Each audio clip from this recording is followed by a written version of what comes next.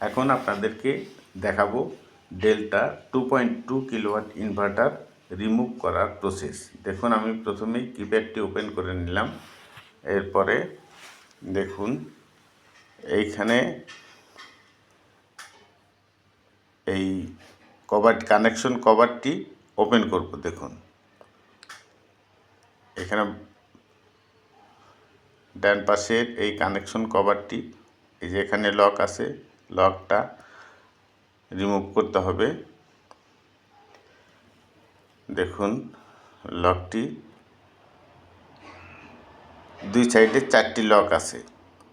এখানে যে কানেকশন কভারটি এটি রিমুভ ওপেন করতে হবে। ওপেন করার পর এটার ভিতরে 2টি স্ক্রু আছে, এই স্ক্রু দুটি ওপেন করতে হবে। দেখুন আমি স্ক্রু দুটি ওপেন করছি।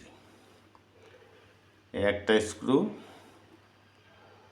ওপেন করছি, তারপরে এই পাশে আরেকটি স্ক্রু আছে, সেটিও ওপেন করতে হবে।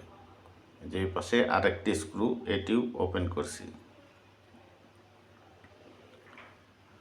দেখুন ওপেন করলাম। এখন হালকা করে এই লকে চাপ দিলেই আমার উপরের কভারটি খুলে যাবে।